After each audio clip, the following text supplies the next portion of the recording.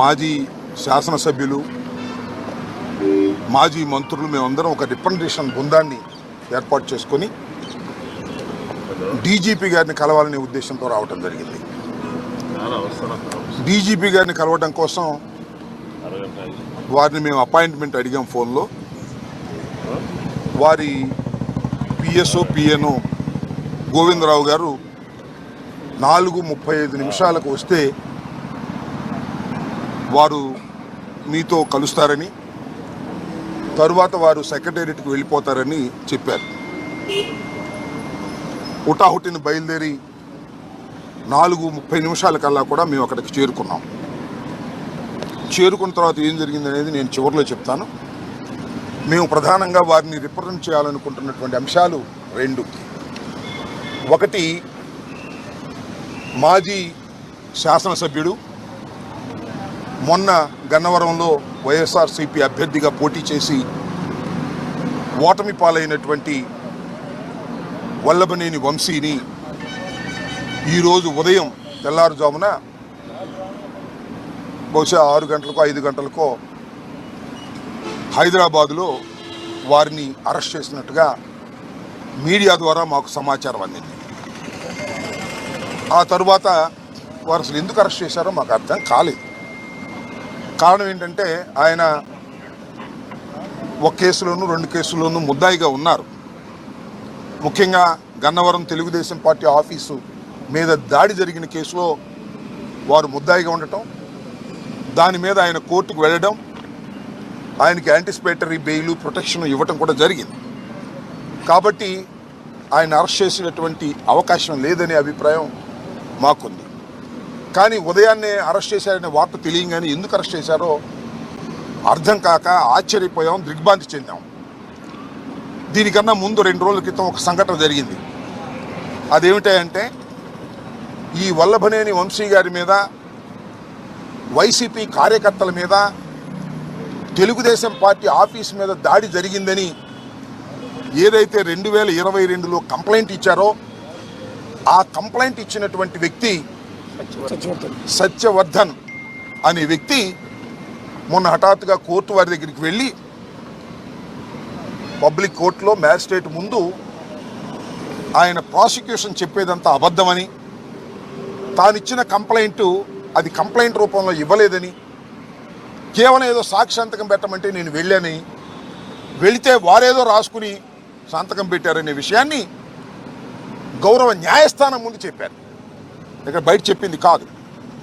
చెప్పిన తర్వాత ఒక్కసారిగా తెలుగుదేశం పార్టీ ఆశ్చర్యపోయింది. అరే, మనం చేసినటువంటి తప్పు తెలుసుకున్నారు, మనం దొంగ కేసు పెట్టించామనే విషయం తెలుసుకున్నారు. ఆ సత్యవర్ధన్ అనే వ్యక్తి ఎస్సీ కులానికి చెందటం వలన పైన రాసుకున్నారు, సంతకం పెడితే నన్ను కులం పేరు కూడా తిట్టారని, ఎస్సీ ఎస్టీ అట్రాసిటీస్ యాక్ట్ కూడా పెట్టి బెయిల్ రాకుండా ఉండేందుకు కట్టుదిట్టంగా వాళ్ళు చేశారు అనేది తెలుసుకుని ఆశ్చర్యపోయి ఇదంతా ఫాల్స్ కేసు అని ప్రపంచానికి తెలిసింది.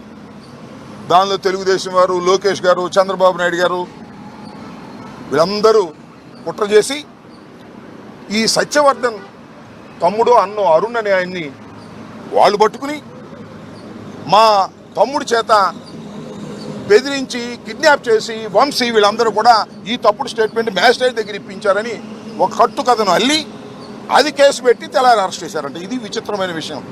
ఇంతకన్నా దారుణమైన విషయం మరొకటి ఉండదని కూడా ఈ సందర్భంగా మనవి చేస్తున్నా. వంశీ తెలుగుదేశంలో గెలిచాడు, తరువాత వైఎస్ఆర్సీపీలోకి వచ్చి పోటీ చేశాడు. అందువల్ల వంశీ మీద చంద్రబాబు నాయుడు గారు అదేవిధంగా లోకేష్ గారు కక్ష కట్టారు. మా పార్టీలో గెలిచాడు, మా పార్టీలో గెలిచి వైసీపీలోకి వెళ్ళి పోటీ చేశాడు, మమ్మల్ని అనేక సందర్భాల్లో విమర్శించాడు.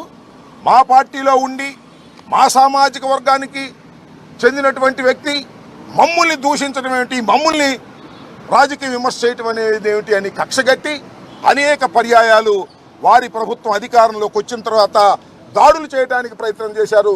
కొన్ని సందర్భాల్లో వంశీని ఎలిమినేట్ చేయాలని కూడా ప్రయత్నం చేసినటువంటి విషయాలు నేను మీకు ప్రత్యేకంగా చెప్పవలసిన అవసరం లేదు. ఎన్నోసార్లు అరెస్ట్ చేయాలని ప్రయత్నం చేసినా న్యాయస్థానానికి వెళ్ళి వంశీ ప్రొటెక్షన్ తెచ్చుకోవడంతో ఇవాళ సడన్గా నిన్న సాయంత్రం మొన్న ఉదయం కేసు రిజిస్టర్ చేసి ఆ కేసుని ఇంకా ఆన్లైన్లో అప్లోడ్ కూడా చేయకోకుండా అరెస్ట్ చేసి తీసుకొచ్చి వాళ్ళ కోర్టులో ప్రొడ్యూస్ చేయాలని అనుకున్నారు. రాత్రి లోపల కోర్టులో ప్రొడ్యూస్ చేస్తారు. చట్టం తన పని తాను చేసుకువెళ్తుంది. ఇది అన్యాయం.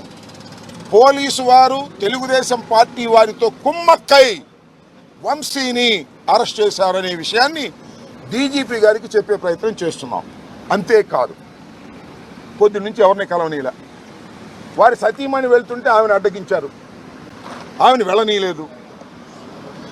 అడ్వకేట్స్ వెళ్ళి కలవాలని ప్రయత్నం చేశారు, న్యాయ సహాయం ఇద్దామని. ఏంటి ఎఫ్ఐఆర్ ఏంటి, దాని కథ ఏంటి తెలుసుకొని కోర్టులో ఆర్గ్యూ చేద్దామని. ఎక్యూజ్డ్ అనే వ్యక్తి, ఎక్యూజ్డ్ అంటే ఏంటి, నేరారోపణ చేయబడినవాడు.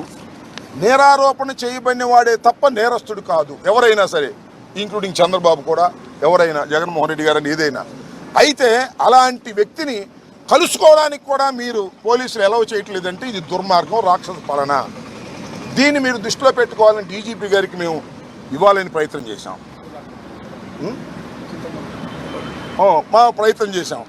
అయితే ఇంత దారుణంగా జరుగుతున్న అంశాన్ని మీ ద్వారా ప్రజల దృష్టికి తీసుకొస్తున్నాం. డీజీపీ గారి దృష్టికి కూడా మా కర్మ ఏంటంటే కలవలేదు కాబట్టి మీ ద్వారా ఆయన కూడా డీజీపీ గారిని కూడా చూడమని కూడా మేము కోరుతున్నాం. ఈ రికమెండేషన్ కూడా ఎవరు తీసుకోలేదు. ఈ రికమెండేషన్ కూడా వారు చూడాలని ఈ సందర్భంగా నేను కోరుతున్నాను. అవసరమైతే ఆయన మళ్ళీ కోరితే డీజీపీ గారు కోరితే చదివి కూడా వినిపిస్తాను. ఎందుకంటే ఆయనతో కలుసుకునే అవకాశం మాకు కల్పించలేదు. రాష్ట్ర డీజీపీ గారు శాంతి భద్రతలు కాపాడవలసిన హెడ్ ఆఫీస్కి అపాయింట్మెంట్ ఇస్తే వచ్చాము, అయినా ఆయన కలవలేదు. ఏంటో మాకు అర్థం కాలేదు.